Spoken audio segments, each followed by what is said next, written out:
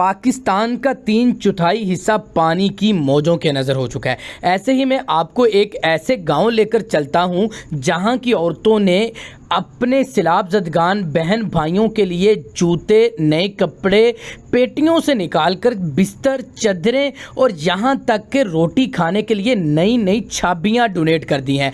یہاں کے بسنے والے لوگوں نے پھر سے انصار کی مثال کو دوبارہ زندہ کر دیا ہے۔ حافظ صاحب کی بڑی کاوش ہے۔ حافظ صاحب، آپ اپنے گاؤں کے لیے کچھ کہنا چاہتے ہیں تو کہیں۔ گاؤں کے لیے یہی درخواست کرتا ہوں کہ آپ نے ہماری بات پر اتنا اعتماد کیا ہے، یہ جو کچھ آپ نے دیا ہے اللہ آپ کا دینا اور آپ ہماری محنت کو قبول و منظور فرمائے۔ آمین آمین۔ جی تو ناظرین، ہم رتی پنی گاؤں میں موجود ہے تو ہمارے گاؤں میں اتنا شوق پایا جاتا ہے کہ سیلاب زدگان کے لیے جو ہے یہ ان کے لیے کپڑے، یہ چھابیاں روٹی رکھنے کے لیے، یہ دیکھیں کتنی۔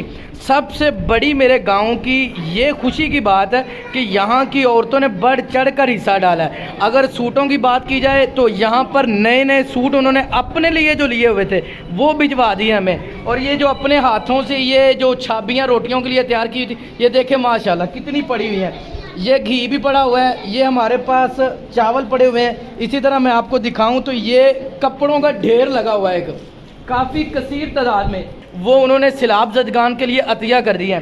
تو یار یہ پاکستان بہت بڑا چیریٹی دینے والا ملک ہے۔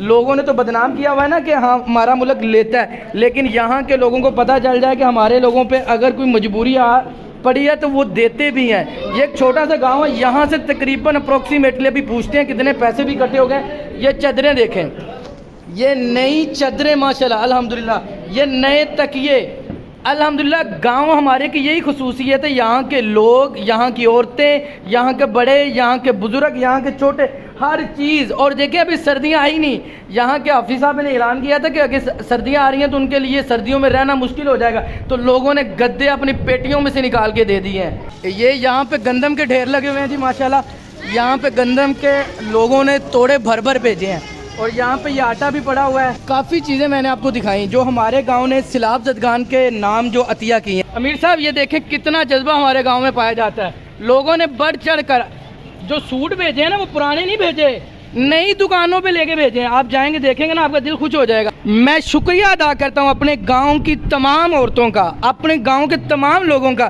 جنہوں نے یہ سارا ڈونیٹ کیا ہے، ٹھیک ہے نا۔ یہ بہت بڑی نیکی ہے۔ انشاءاللہ اللہ کے ہاں ہمیں جنت میں نئے جوڑے بھی ملیں گے، جوتیاں بھی ملیں گی، ہر چیز اللہ کی طرف سے ملے گی۔ یہ جو ہماری تحصیل کے ناظم ہیں جی، ان سے بھی بات کرتے ہیں۔ ناظم صاحب ہمارے الحمدللہ اللہ تعالیٰ آپ سب کے جذبے کو قبول و منظور فرمائے۔ انشاءاللہ آپ کی یہ ایک چھوٹی پائی بھی جو ہے وہ انشاءاللہ سیلاب زدگان کی۔ حافظ صاحب کی بڑی کاوش ہے۔